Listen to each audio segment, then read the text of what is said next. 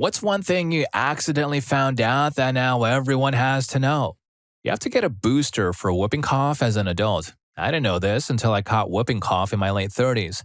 It was honestly one of the worst things I've ever been through. I slept outside in a tent as I was keeping everyone awake. I would cough until I passed out, and this went on for weeks.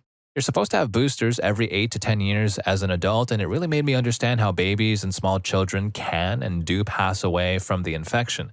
It starts out very much like a simple cold, slightly sore throat, and runny nose, and then progressively gets worse with a cough and tightness in the chest. Now, every time I get a slight cold, I produce a horrible cough that sounds like a braying donkey even when I feel fine. I wish I knew about needing to get a booster. Now I tell everyone. Yikes, I didn't know this. Imagine trying to explain to paramedics why he passed out from coughing. They must have thought it was a very specific kind of emergency.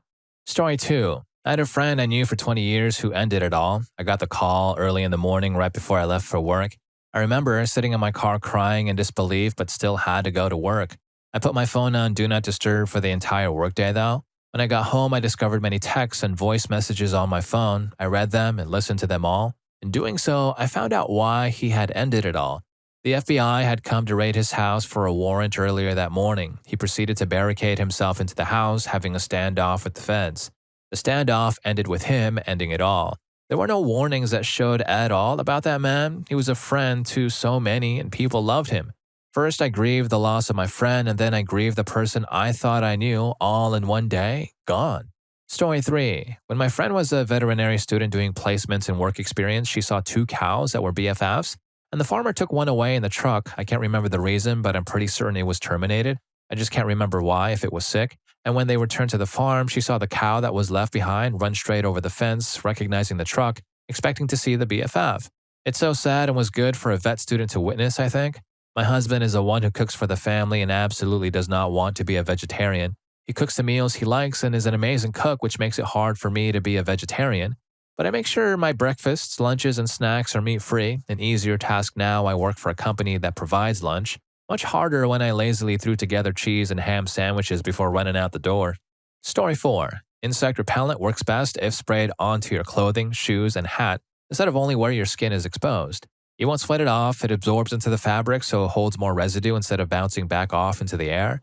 And pay close attention to how long it's supposed to last. Most insect repellents contain 2 primary ingredients. If it says it lasts 6 hours, that's how long the first ingredient lasts to repel insects. At which point the weaker ingredient is no longer masked, it attracts insects. Reapply regularly if you're in a place that has insects carrying disease. Do not wait for the first bite to alert you that you need to put on more. Set a timer or check your watch. Stay safe. Your homemade remedy is not going to save you from malaria or whatever else is in the area. Choose DEET. Choose the strongest concentration. Check the package. Story 5. You can save thousands of dollars in student loan interest by spending a few $100s on community college classes. This can apply both before and after you get a 4-year degree if your loans are subsidized. Interest is paused if you attend an educational program at least half time. My grad school loan stopped accruing interest for 2 years after I took a semester-long EMT certification course at my local community college. Story 6. It takes a surprisingly low amount of drinks to hit the legal limit for alcohol. Ask my lawyer and my bank account. Buy a breathalyzer. Chances are if you're driving home from a bar or a club, you're over the limit even though you won't feel it. For me, a .08 feels like a slightly relaxed sensation. For others, they might be buzzed as heck. I'm capable of driving on a .08 just fine. The law doesn't agree. I accidentally found this out because I had a burned out taillight and got pulled over and subsequently tested. Even though I was driving just fine, luckily I got a good plea deal for OWI because I was literally not intoxicated. Again, the law disagrees. Still a huge freaking headache and a major money grab. Field sobriety tests do not matter whatsoever. You can pass everything 100%, but when you blow a .08 or anything actually, you will be arrested on the spot. The legal limit is a false sense of security because you can blow a .04 and still be arrested for OWI. The legal system is freaking crap. Story 7. Women can have fatal and near-fatal heart attacks and not present a single symptom associated with heart failure. Some women even present a heart attack with just feeling tired or having an odd toothache. That same heart attack will put a man unconscious or at least incapacitated in some way. Despite several theories that usually involve women's ability to handle childbirth, we don't know why. Women are taught to always check for lumps and see the gyno. Rarely are they taught the importance of regular heart checkups. Story 8. All marriages and long-term romantic relationships have chronic problems that are never resolved. We used to believe that resolving these issues was necessary for relationship success, but thanks to John Gottman's work, we now know that the difference between unhappy divorced couples and happy together couples is how they discuss the chronic issues, not whether they resolve it. I wish I could preach this from mountaintops, especially when watching TV reality couples who might benefit greatly from this info. I'm looking at you, MAFS. Story 9. Number 1. Moths don't like light. They use the moon to navigate. They think the lamp is the moon. They think they're looking at the moon to navigate, and then all of a sudden the moon gets really freaking big and is right in front of them, and then they think they run into the moon, so they freak out and flap all over the place on the lamp. It would be freaking terrifying to be that moth. It makes me think, before humans, moths could function better and their navigation would only be messed up from things like forest fires and stuff. Think about that. Humans discovering electricity completely messed up how moths exist and perceive the world. Pretty much every moth to exist nowadays will have an existential crisis where they think a lamp is a moon. Number 2, elevators in office buildings have 4 different schedule types based on the time of day. It makes sense, but it's just something you don't really think about much. Story 10. My parents split up before I was born. I was the product of my mother sabotaging her birth control to baby trap my father. He enlisted in the military and was deployed before my mother was very far along. She had been trying to get him not to enlist. When he found out while overseas that she was pregnant, he was bewildered and concerned. He asked about her checkups and whether I was healthy. I discovered this secret when I found a bundle of letters she had kept from him deep in her storage unit when I was there looking for some paperwork. I never knew this because when he got back from deployment, they never resolved their issues and he was never really present in my life. He half-heartedly tried a couple of times, but as a child, I was very attached to my mother, and I remember him accusing her of brainwashing me against him. He soon gave up. I always thought he had never wanted to be a father, but it turns out in the beginning that was not true. I'm 30 now and don't have much of a relationship with either of them. Story 11. That nose jobs are a scam, that they fail much more than people know and cause all sorts of physical and psychological complications even when they go well. That the doctors knowingly minimize the risks and misrepresent their revision rates to get business. Often patients won't return to a surgeon who has caused them harm, so they don't get calculated revision rates. If your surgeon has very low rates, then there is a high possibility that they are very bad, but they present it as if they are good. They don't stop doing rhinoplasty even when they know they are bad at it. There are quite a lot of and psych admissions as a result of the surgeries. There's also a huge accountability vacuum, and the burden of proof falls on the patient to prove malpractice, which is very complicated to establish. Bad doctors actively suppress bad reviews legally so that they can continue to take advantage of patients. This is way more common than it seems. Every revision specialist in the world has waitlists of 1 to 2 years, doing 200 plus surgeries per year. Story 12. When I researched my family history on my father's side, I found a family history of psychosis. An ancestor who was working as a seamstress in someone's home when she suddenly went to a drawer, grabbed a weapon, and ended it all. She lived about a day after and had no explanation for why she did it. An ancestor who was caught hurting his son in the barn during a sudden fit of rage. An ancestor who got off a train in an unknown to him town and after strolling around, even making a purchase at one of the stores, he sat down by a tree at the river and ended it all. When I researched my family history on my mother's side, I found a family history of poverty with poverty-related psychosis. My third great-grandfather was given the Father of the Year award by the United States of America around 1954. At over 100 descendants, they said he had the largest family in the country. The only quote my grandfather made in that newspaper article was, "I chop wood to get the aggression out," and they had a picture of him chopping wood with the author mentioning he chops wood all day. This was all psychosis. Having children every damn year even though they couldn't afford it. Being so antisocial they couldn't even give a decent quote to a national award. And the amount of cousins marrying cousins in my family is sickening. Story 13. Not everyone has an internal monologue, and for those who do, its fluency varies. Some think just as they speak, with words, verbs, etc. Others think conceptually, using only verbs or isolated words without forming complete phrases. Some people can literally stop thinking. There are people who can mentally visualize a picture. Some can even create a 3D image and rotate it. Others cannot visualize at all. I have a full internal monologue. I think just as I talk. For some reason, I can't speak and think simultaneously, probably because I mix both processes and it ends up as gibberish. If I focus hard enough, I can visualize a picture, but it's not detailed and I can't rotate it.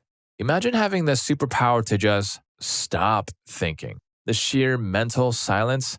I'd be jealous. I'm jealous right now. Wait, am I thinking or am I talking? See what I mean? Story 14. When someone is on life support who is a registered donor and is a good candidate donor, they will give priority to members of the family or referred by the family who needs it. A friend of mine was in this situation and the family got a call that was basically asking if they knew anyone that needed a kidney. Surprisingly, several people emerged, one of whom was a match and was able to jump the waiting list. They may keep you on life support for a day or two while recipients are lined up and transplant surgeries are arranged. It seems like there are specific facilities outside of critical care units where they warehouse people in this state.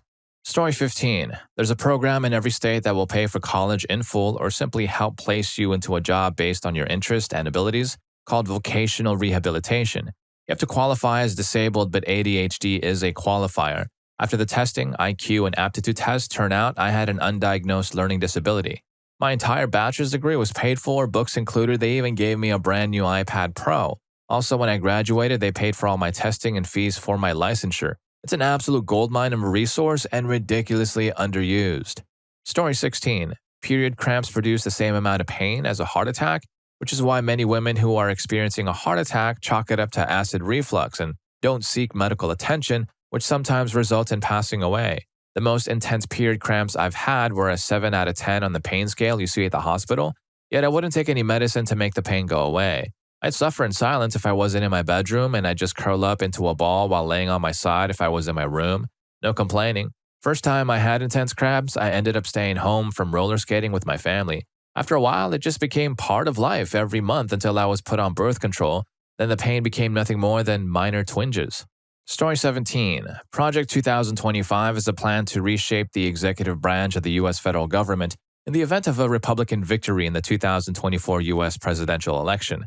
Established in 2022, the project seeks to recruit tens of thousands of conservatives to Washington, D.C. to replace existing federal civil service workers it characterizes as the deep state, to further the objectives of the next Republican president.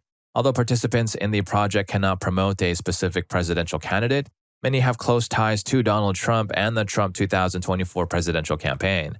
The plan would perform a swift takeover of the entire executive branch under a maximalist version of the unitary executive theory, a theory proposing the President of the United States has absolute power of the executive branch upon inauguration. Story 18. A former friend of mine from childhood was a youth pastor at a summer church camp.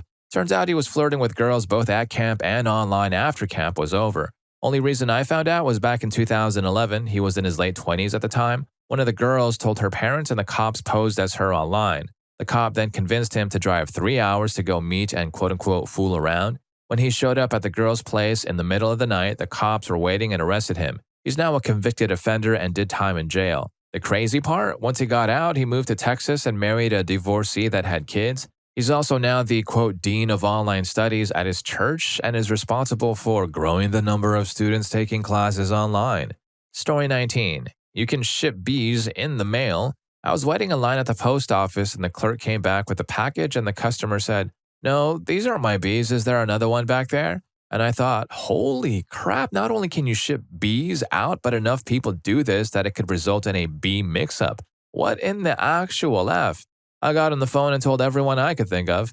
Story 21. Pigeons can read words, thus read letters that are written.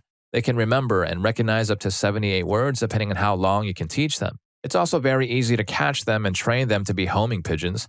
They can easily be taught to come home with their own unique calling sounds. Despite the phrase, dumb as a pigeon, they are very intelligent. Learned this while training some I caught as a kid and healing some I found outside with wing injuries. They do come back to visit you daily after helping them or feeding them by hand.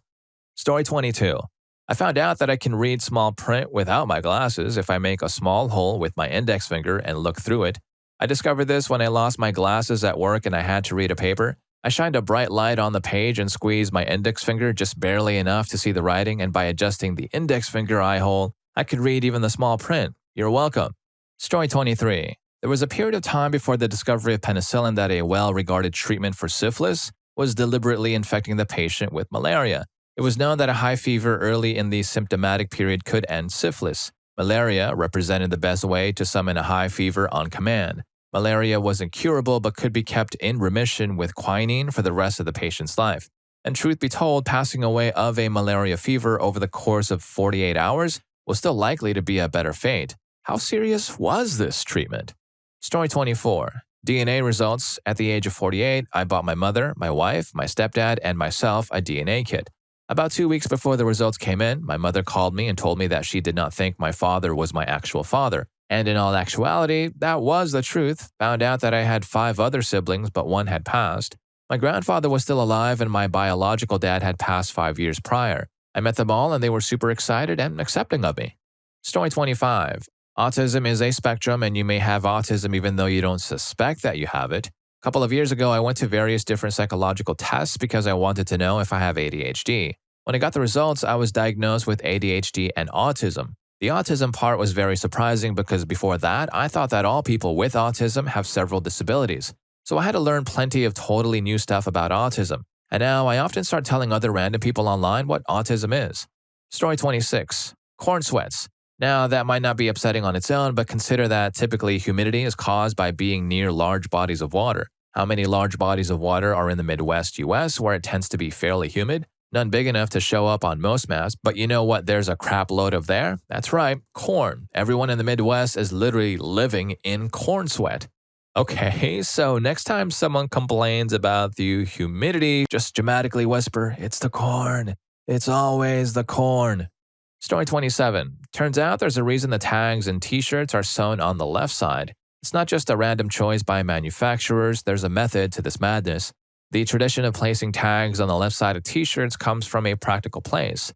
It's the standard for consistency. Placing the tag on the left ensures that when you put your shirt on, you'll always know which side is the back. It's a small but effective way to help you slip into your tee the right way every time. Story 28. For a long time, it was everything. Autism and ADHD wombo combo had me compelled to info dump about any random thing I recently learned or was fixated on to everyone that crossed my path. Now I hold back and pull something related to what the person said from my bank of useless information. I still get fixated on random things all the time, but the info dumping is moderated by a type of social awareness now. The fusiform gyrus is a part of your brain that, among many other things, allows you to see faces. The ability to recognize faces in anything you see depends on it. Some people have a fusiform gyrus that doesn't work in such a way that they lose the ability to see faces. They will recognize heads and eyes and arms and chairs and whatnot, but the face parts don't compute as a face.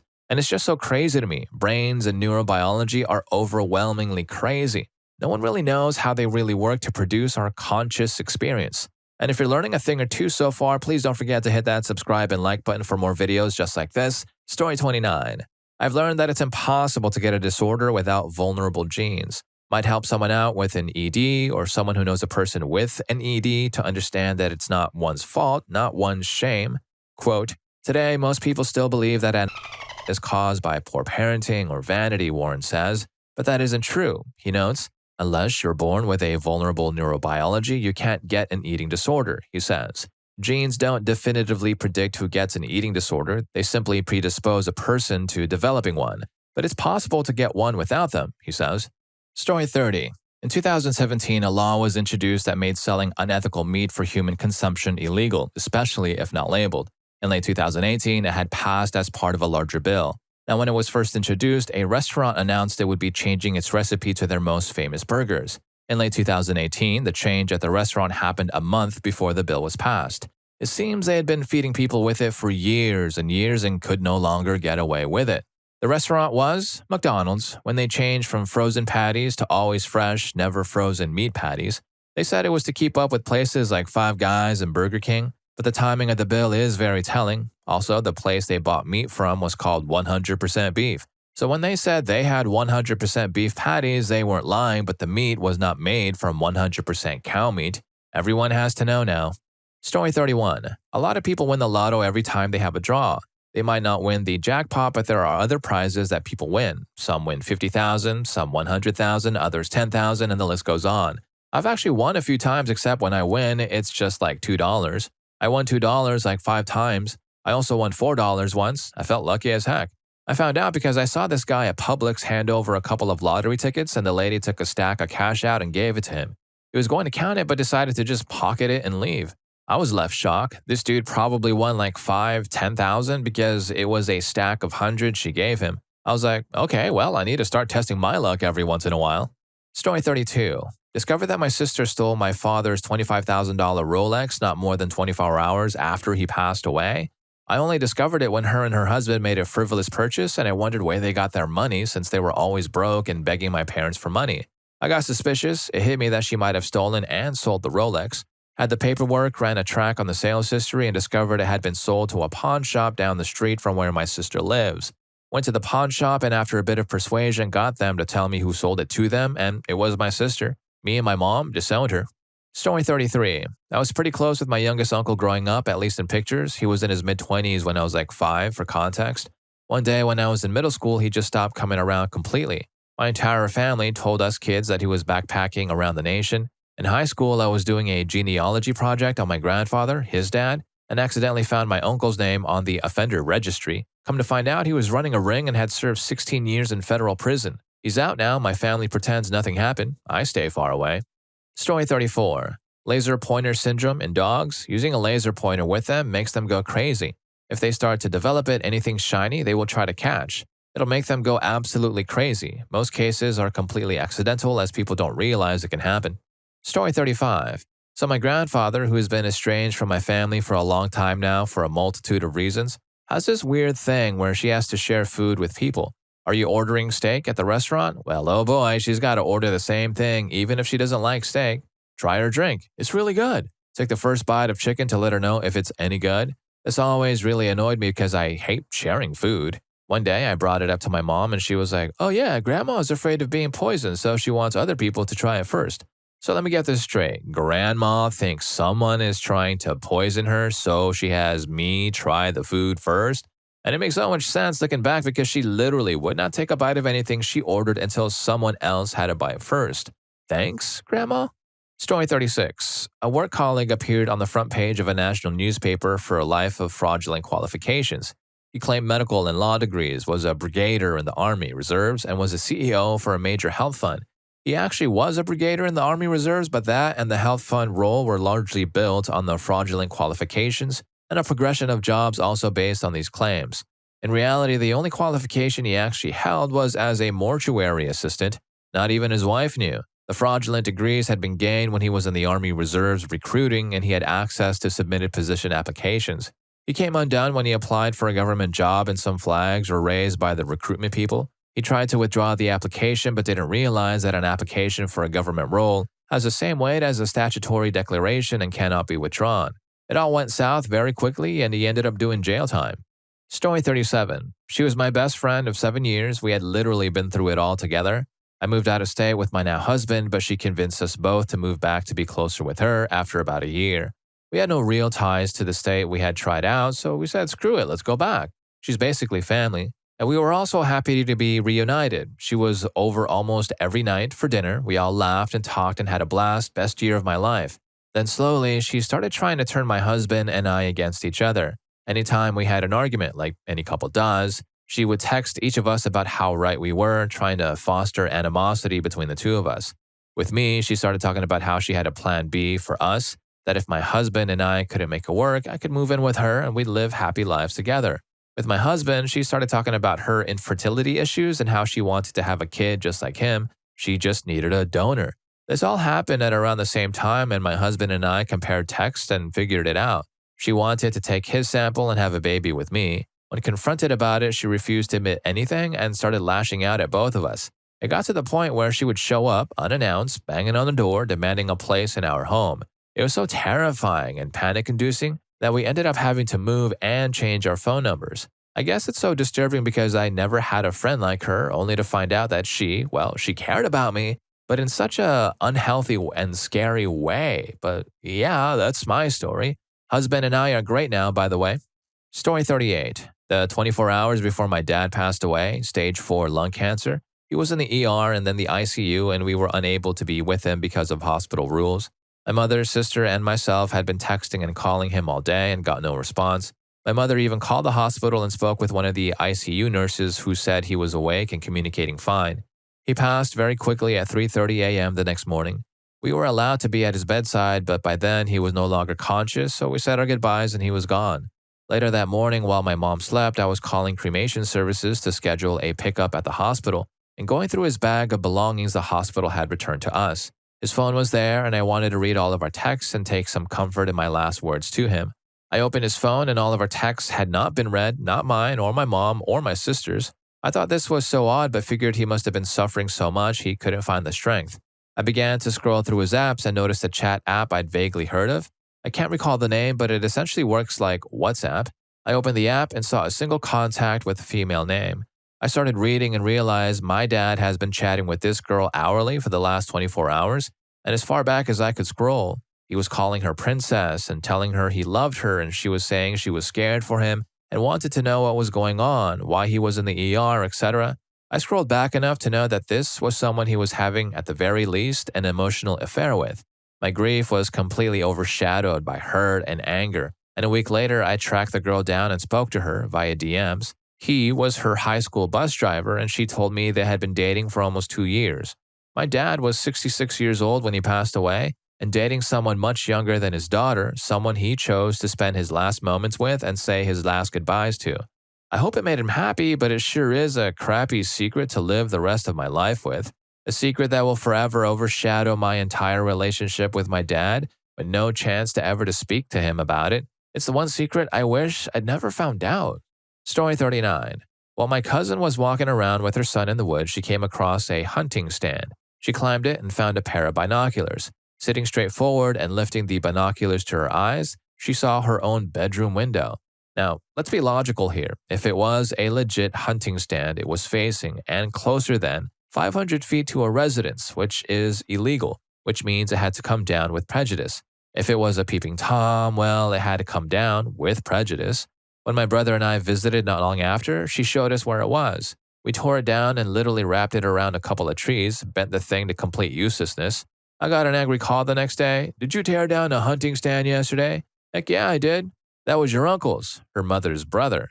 Turns out my cousin reported it to the family and they ignored the issue. When the uncle asked, he said there was just an old treehouse out there. Even when he was exposed, they didn't really care. They were just more upset about the damage we did. Suffice it to say, I have written off most of that side of the family.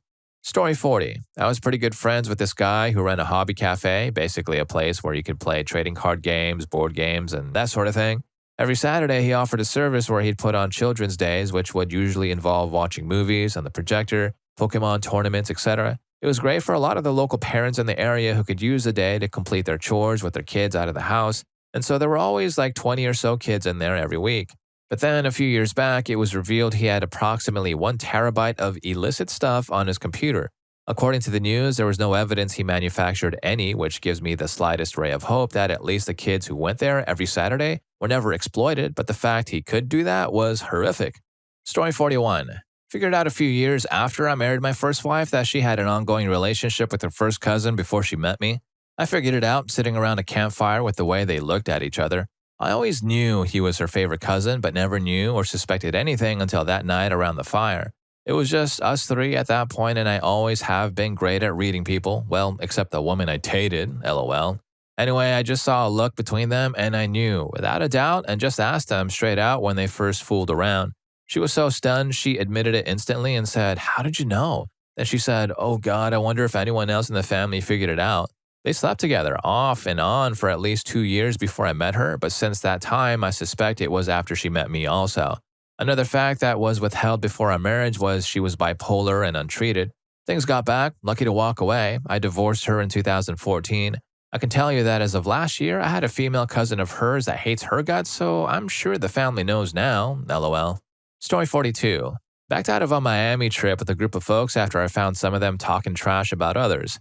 A new friend I introduced to the group decided to go anyway against my advice. She was mistreated by a friend of the leader's boyfriend during the trip. Everyone in the shared Airbnb was aware this happened, and no one said anything. No one removed the guy. They all blamed the new girl for getting intoxicated, and since she'd fooled around with the offender in the past, she must have wanted it or been okay with it. The victim didn't want to pursue any legal action because of the way everyone blamed her. I don't associate with anyone who went on that trip anymore, and I'm very vocal as to why when others ask. Story 43. I don't know how disturbing this is. It turned out pretty fantastic for one, but not for another. I was adopted and told a silly, magical story about my birth parents that most certainly did not seem true even when I was a child. At 57, I learned I was the result of a college affair between a very seriously Jewish young man and a very Baptist young woman. She was sent to a facility for young, troubled women to give birth. He followed her there, many states away, begging her to keep me and live a life together. But their families both said absolutely not. Jewish people were not viewed as white in the mid-60s, and her family most certainly did not want her marrying a non-white. Plus, she was a very committed Christian and did not want to convert to Judaism. So off I went into another family. I recently discovered 3 lovely half-siblings, and we are all pro or semi-pro musicians, and we get along well. I never got to meet my mother. She passed away a year before I searched. My father is out of the picture and wants to be left alone, and I'm fine with that. I'm grateful for the love he gave me. It was enough. Another person that was in my non-bio family was also adopted. She was older than me. She tracked down her mom later in life, too. She was in a hospital and had been since the day she was born. She was born holistically disabled, physical, mental, cognitive, learning, sensory, and was mistreated by an orderly. She discovered she was the result. Endings to our search are not always happy. Story 44. A passing in the family. My granduncle passed away in the year when I was born. It always got the beating around the bush treatment. He passed away young and suddenly. Alcohol took him. I took a visit to the graveyard with my father above the age of 30 when he finally told the whole story. He was a medical technician. Due to a chronic issue, he lost his job and not long after that, divorced. Got together with someone else, but he couldn't recover from the loss of his job and eventually ended it all. For many years, a severely depressed man's struggle with health and family issues with no help to come was sold to me as an anti-alcohol PSA, only because as a bad way of self-medicating, he spent his last worst days with heavy drinking. I don't understand the secrecy, whether it's for the repurposed story or of a family-wide shame over the true one. And knowing that depression runs deep in the family, I find it terribly harmful that such a tragedy still doesn't make them see the writing on the wall and admit that the problem is real. Story 45. If you're bitten by nettles, put sand in the spot where you got bitten. When I was 10 years old, my dog accidentally pushed me into a ditch full of nettles and I was wearing shorts and a t-shirt. My arms, legs, and hands got bitten. I was burning all over. I don't know why I instantly thought that covering myself in sand would help, but I immediately ran to a pile of sand that I knew was sitting at the end of the road and I pushed my hands and my legs into the pile. The burning stopped immediately. Story 46. Global warming is making everyone's allergies worse. I live in a very hot, well-known desert valley where the mountains trap heat and pollution. Well, basically because of the amount of extra CO2 and heat that are trapped, plants are stuck in a permanent state of transpiration, producing those grass and pollen allergies. This was explained to me by a medical doctor. Story 47. Some libraries check out tools, others check out works of art. State library commissions offer free access to genealogy records, talking books, academic and legal databases. My local library lets members download 3 free songs every week. Libraries are amazing places. Story 48. If you start to see a lot of floaties, flashes of light even when your eyes are closed, you need to see an eye specialist right away. You more than likely have a retina detachment and need surgery right away. The final symptom is called a curtain. It's a black shadow that you usually see in the corner of your eye. Story 49. According to my doctor, zinc oxide can repair and sometimes reverse skin damage. I went to have something on my face examined. It turned out to be something that becomes skin cancer 30% of the time. The doctor froze it off and told me about zinc oxide's benefits. He also said that he would mix sunscreen with a small amount of diaper cream before applying it to his kids when he was raising them. Diaper creams have a much higher zinc oxide concentration than when it's used in sunscreen. Story 50. That the Better Business Bureau is a huge scam. Companies pay for their ratings, and even if you back up your complaint with facts and evidence, the BBB can choose not to publish your complaint publicly. If the company in question pays enough to keep their A+ rating, and then scrub your complaint without actually responding to or fixing the issue. Story 51. If you are 40 or any years older, if you have chickenpox and are in the range of 40 to 50 years old, you have a high chance of getting shingles. Anyone that had chickenpox are in the firing line. If you have any sort of reaction function when it comes to vitamins, when you had chickenpox, that strain had been lying dormant and is now going to rear its ugly head if you do not look after your health. Story 52. If you're having trouble starting a bolt into a threaded receptacle, try turning it counterclockwise first until it falls. Then turn it clockwise. This doesn't work as well on coarse threads, but any bolt with a relatively flat end should help you start the threads. Story 53. Sometimes people that are allergic to shellfish are also allergic to cockroaches. And if they're allergic to cockroaches, they cannot have ground coffee. They have to buy coffee beans and grind their coffee themselves, because ground coffee can have up to 6% cockroach bits in it and they can have an allergic reaction. I am definitely no longer having my morning coffee pre-ground for me. I'm gonna have to buy a coffee grinder. Thank you, OP, to Story 53. Story 54. One day, while mindlessly scrolling through my phone, I discovered that if you say beer can with a British accent, it sounds like you're saying bacon in a Jamaican accent. Now, whenever I order breakfast, I can't help but giggle as I ask for a side of bacon and eggs with my coffee. Try it, and your breakfast routine will never be the same. Yeah, Story 53 already kind of changed my breakfast routine, thank you very much. Story 55. Unless it's a leap year, February and March have the same days of the week as their numbers, meaning Feb 8 and March 8 are both Wednesdays, which doesn't sound horrible unless you work in scheduling. As I do, I've trained myself to always say the whole date so as not to mess up anyone. If someone says they want Wednesday the 8th, I repeat Wednesday, February 8th. And if any of these stories got to you, here's more for you. YouTube thinks you're going to love this. I'll catch you in that video.